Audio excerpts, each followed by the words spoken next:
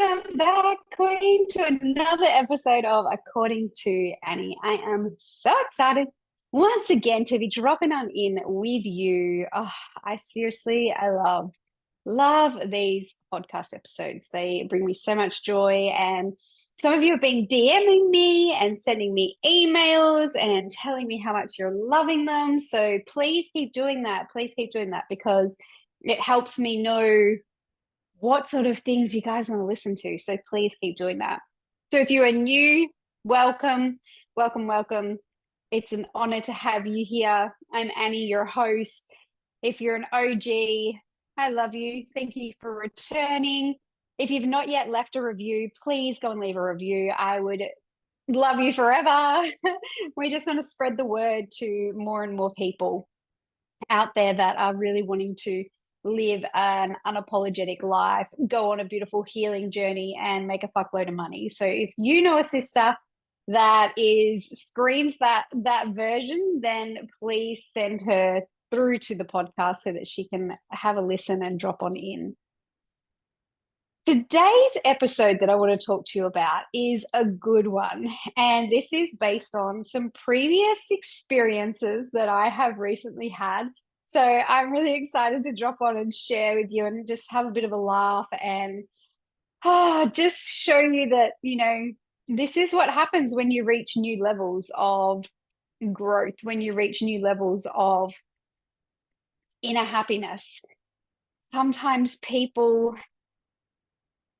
that had the chance to come along the journey with you come back into your life.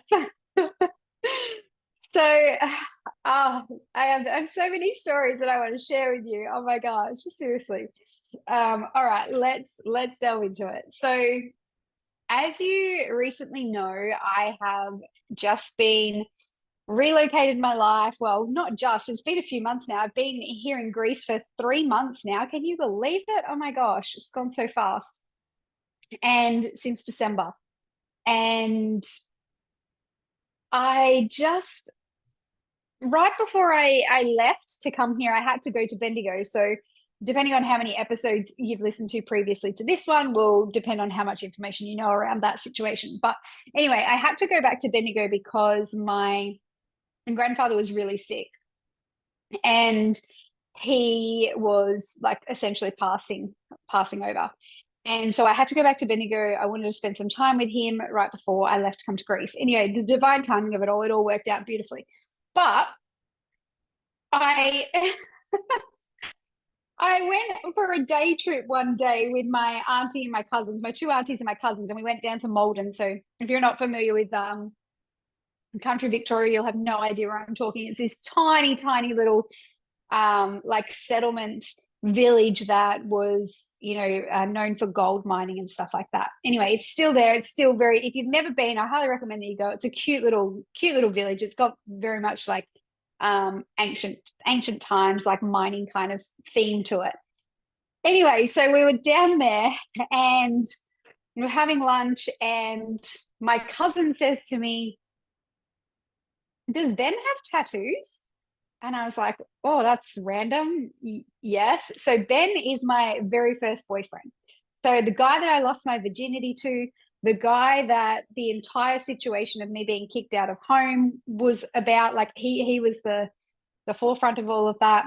I am going to, in the coming weeks, there's going to be an episode around that journey of me being kicked out of home because I've had so many people DM me asking me to share more about that part of my journey of like what happened, what was the situation. So I am going to share a little bit of that in the coming weeks with you. But anyway, so this Ben was my first boyfriend, first guy I'd lost my virginity to, first guy that I really like had any kind of relationship with. Anyway, so I was like, yeah, yeah, I'm pretty sure he's got tattoos. And she's like, oh, and she's like, does he have a kid? And I was like, yeah, I'm pretty sure he's got two. So he's now married and got two children. We were only together for like, I don't know, 18, not even 18 months. I think it was just on 12 months. And I still remember the conversation that we had one day. We were having a bit of a fight, and I think I'd said something like, I'm not going to put up with it, or, something like that. And he said to me, well, there's plenty of fish in the sea. So off you go. I'm sure I'll find another one. And wow, that triggered the fuck out of me. I didn't realize at the time how much it triggered me, but it flicked a switch, and I was like, fine, if there's plenty of fish in the sea, then I'm out. So I left him, and yeah, so that. So I packed up and I moved out of his place, and I went and found my own place. I was living with him and his parents, and I went and found my own place. Anyway, I don't know if he really thought that I'd ever leave, or I don't know. Kind of seems to be a bit of a theme with the men that I have come into my life. They never think that I'm going to leave. But then I just all of a sudden pack up and leave, and then they're like, "Oh, where? I didn't see this coming." And I'm like, "Really? You didn't see it coming?" Anyway, so I have not seen Ben since I left him, right? So like this is like 17 years ago, guys, like 17 years ago. Anyway, and I was like, that's random. Like in this small little town on a Sunday, like, how is this even possible? How is this even happening? Anyway, we're walking the streets, and lo and behold, here he is. We're like crossing paths on the same path with each other. And my cousin, I didn't realize, but my cousin jumps in front and she's like, just look down, look down. And I'm like, what's going on? I'm like totally oblivious. And then him and I make eye contact, and we're like, oh, and he's like, g'day, Anna. So I used to be called Anna back in the day. I don't get called that anymore. But he's like, oh, g'day, Anna. And I said, oh, g'day, Ben. How you going? And my passing by was just a passing by comment. I had no interest in stopping and having a conversation. He was with his wife and kids. Like I don't have anything against his wife or anything like that. I know her. I've met her. But like I have nothing to stand here and have a conversation with you about. So I'm not going to do that. It had no interest for me. So I keep walking, but his body language was like he really wanted me to stop and like have a conversation. Anyway, as we kept going, the girls were like, oh, my cousins were like, oh, I've never seen you pick up the steps so quick, Annie. And I was like, oh, really? And they're like, yes, like you really like got going. You clearly did not want to have a conversation with him. And I was like, well, what for? Like, why do I need to have a conversation? I have nothing to say to him. Like, he's an ex, that's it. Like, there's a lot of other things that went on in between all of that. Like, oh, like he ended up becoming the whole situation of why I, left my family or got kicked out of home was because I had sex before marriage with him. But yet my brother forgave him, and he ended up being my brother's best man at the wedding, but I wasn't invited to the wedding. Like there was so much hurt that came from this guy. And so I was like, I have no interest. I've done a lot of healing since that, but I have no interest to stand here and have a conversation with you. Anyway, so that was all fine. Like nothing else was said. And then I arrived in Greece. I was like, oh, that was weird. Like I haven't seen him for like 17 years. That entire trip back to Bendigo was mind blowing. And I will do an episode around that because there was so much healing that happened in all of that. But yeah, that was really big. A lot of things that I hadn't a lot of people I hadn't been with for 17 years came back into my life for that period that I was back in Bendigo after 17 years. And so anyway, that was fine. So he ends up like, going separate ways. I go my way, I pack up and I come to Greece. And that's all amazing. And then I land here in Greece and I get a Snapchat from him. And now we're not friends on Snapchat. So I don't know if you're familiar with Snapchat, but if the person's in your contacts and it recognizes that you have a Snapchat account, like you can still send a message to that person. And so he sends a message to me, and he's like, how is it over there? He had like, yeah, how is it over there? And I was like, yeah, it's great. Thanks. And he was like, oh, so like, what are you doing over there? Like, do you have a fella? Like, are you working? Like, what's the reason for why you've gone there? And then he said, so this is a video that he's sending me, but he's not showing his face. He's just sending the video of the carpet, and he's talking, obviously, in the background. Or did you just like decide that that's what you wanted to do? Because I know what you're like. When you decide you want something, you just go straight after it. And I was like, oh, I think someone's still a little bit hurt that I left 17 years ago.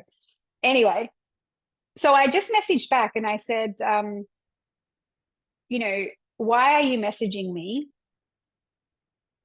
What is the reason for this? And I didn't hear anything back because number one, like I'm not playing those games. I'm totally not playing those games. I've been in, when I was younger, I was in a disgusting triangle relationship with my ex and his ex-wife, and that went on for far too long, and it absolutely destroyed my mental health to the point of being suicidal. And I just swore I would never ever put myself in those kind of situations. And so with this guy, like my ex messaging me, like I'm like, he's got a wife. I'm pretty sure, fairly confident that he wasn't sitting around the table and being like, oh, I messaged Annie today. And so I just was like, I'm not interested in playing these games. Like you made your bed, you got married. Like I don't have anything that I have to say to you. So that was the first situation that unfolded. And then another backbone of the story. So when I was in Gippsland, I started seeing a guy for it was about 6 weeks in total, but he worked offshore, and he so really I only seen him for like 3 weeks. Really, it was not very long. Anyway, I got a random notification on my Facebook saying such and such has is sent you a friend request. And I was like, I remember seeing the notification pop up on my phone. And I was like, oh, that's weird and random, because I was like, this is so strange. Like, why would he send me a friend request now? Like, that doesn't make any sense. So it was before I met Troy that I dated this guy. So I would have been maybe like 23, maybe 23. Yeah, I think I was 25 when I met Troy. Yeah. So yeah, I would have been maybe almost turning 24, or maybe just on 24. So like over 10 years ago, there's a random guy like adds me on Facebook. Anyway, so I seen the notification pop up on my locked screen, and I thought, oh, I'll deal with that later. Anyway, and then a few hours went by, and I went to jump on my phone and to like go and see this friend request, and it had been removed. And so I was like, oh, that sucks.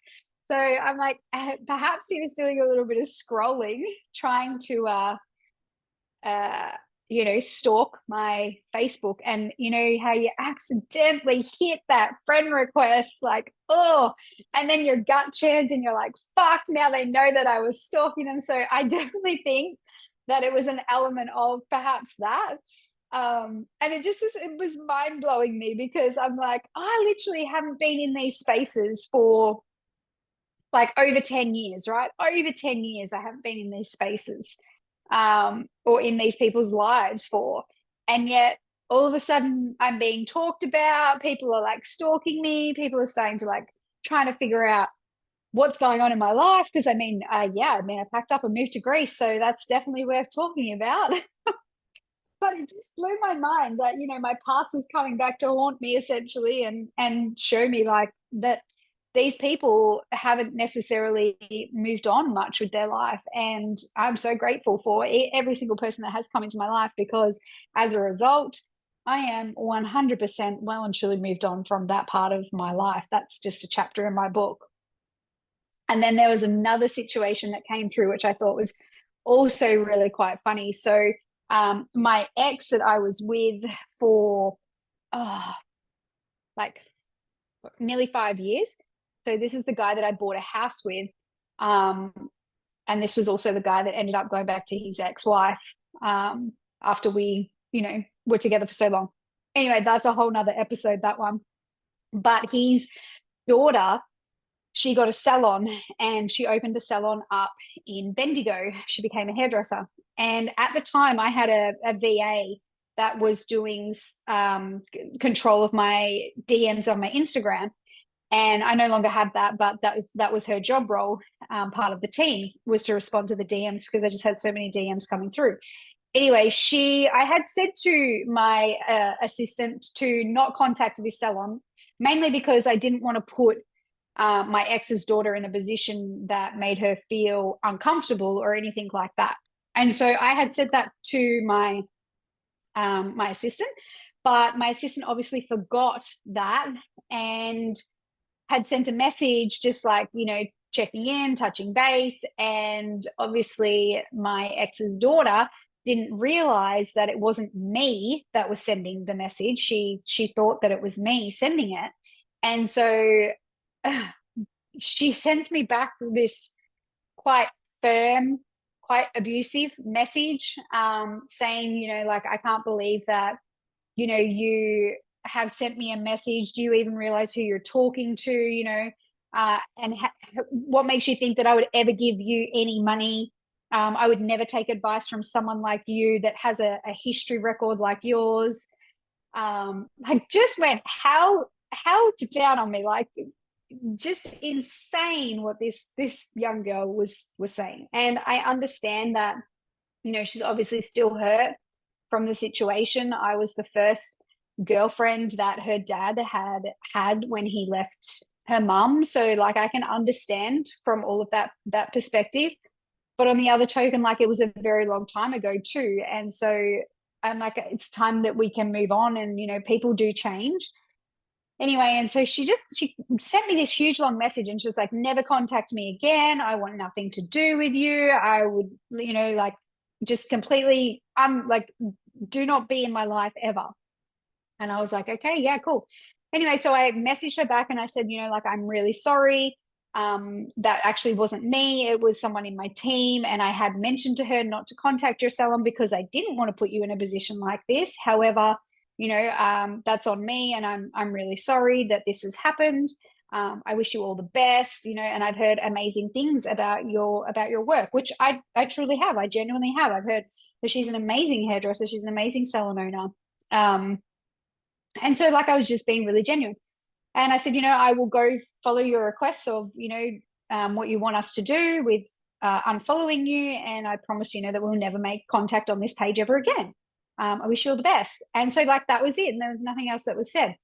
And then recently, like in the last few months, this same chick has started stalking my Instagram and has like started looking at my stories, and it's clearly like on a business account. I don't even know if you can on a personal account. Yeah, I think you can on a personal account, but you can see who's looking at your stuff. And so her name was coming up in the list. And I was like mind blown, because I'm like, 1 minute you're telling me that you'd never take advice from someone like me that's got a history like I've got, and you want nothing to do with me, but yet here you are coming in and stalking my page. Like, what the hell? Anyway, I just left it. I was like, whatever. You're on your journey. Like, maybe you need some help now. I don't know. Who knows? Maybe she just wanted to have a stalk, because I mean, I'm living in Greece. Like, that's definitely, like I said, it's definitely worth talking about. But it blew my mind. And literally all of these things happened in such a short space of time. Like, I'm talking 2 weeks, like 2 weeks, all this stuff was unfolding. And I just was like, oh my gosh, this is insane. Like, I can't believe, that these things were actually happening.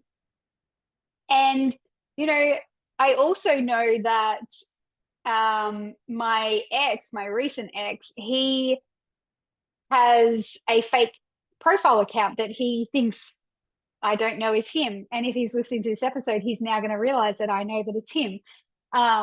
So I had him blocked on all of my socials, and so he wasn't able to see anything.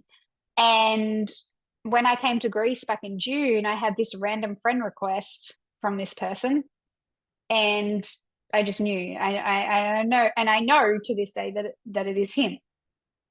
So if he's listening to this episode, he's now going to know that I know that he's been stalking my account, and I know that it's him. Even though you've put a different name, I know that it's you. And so my point to sharing all of this is, like, when you choose to live a really big life and you choose to stop worrying about what everybody else is doing and you just do what's right for you, people will start to come back. And sometimes the universe tests you. Yeah, you've up leveled, you've come to new levels of growth, and so sometimes your old life will come back into the picture to test you, to see how much you have grown, to test you to see how much do you really want this, to test you to see what are your new standards now, what are you tolerating, what are you not tolerating. Are you going to subscribe and fall into, you know, all of these old stories that you once told yourself about these people, like whatever it is. But the truth is that you obviously knew at some stage that you were destined for more, right? So just like me, I knew that at each time I left these people behind, air quotation marks, that I was destined for so much more. And every time I've left a relationship, I have gone on to live a much bigger and better and healthier life. Like, oh my God, like literally every time I've grown so much, I've trusted, built this deep trust within myself. My standards get raised. I have new expectations that get set. And that's all from leaning in and doing these hard things. Like, leaving a relationship is never fucking easy. That is so one of the hardest things to do, not only because you are stepping into the unknown, but you're also grieving part of who you thought you were going to become. And you're no longer going to become that. Like, in all my long-term relationships, I genuinely thought that these were the people I was going to marry, right? And so I envisioned myself as this wife in this relationship. And so when that relationship falls apart and you no longer are together, not only are you sitting in that season of like, I don't know what the future holds, I don't know what this looks like, but you're simultaneously also holding the grief of, well, I thought I was going to be this wife and now I'm not going to be this wife. So like, well, who does that make me now? And you go on this whole new journey. And so whether that's with friendships, whether that's with relationship, intimate partners, whether that's with team members, right? So just know that there are people talking about you because you are fucking soaring and you are shining your bright light and you're doing amazing things and you're making an impact and you're actually doing okay without these people. And I just find it so fascinating to know that we are doing these magical, amazing things, and yet our names are still being mentioned in places that we left so long ago. Like, so long ago. Like, I think back to my ex, like my first boyfriend, 17 years ago. Like, that's insane. That's nearly like half my life ago. Literally, it is more than half of my life ago. And you know, then they come in and they stalk you. So just know that, you know, I'm celebrating you for letting go of what has been hard, for not tolerating anything less than you know that you truly do deserve, because it really is a liberating and a freeing and exhilarating feeling when you see that your old life is coming back to show you how far you've grown.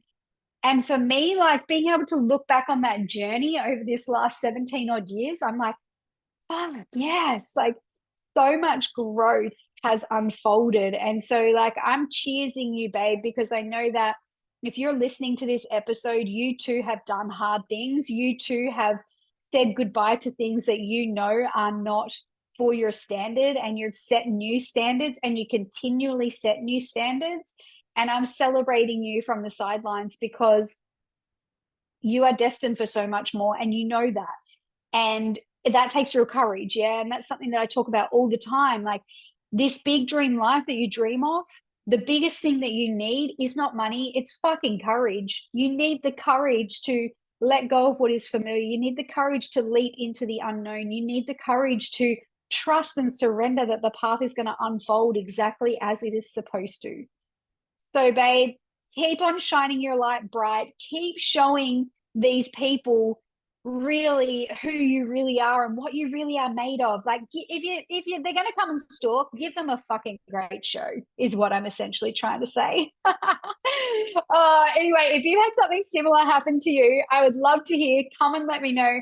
Drop me a message in my DMs or shoot me an email. I would love to hear if you've had a similar experience. But high five to you and me doing hard shit and raising our vibration that high that our old life wants to come back into it.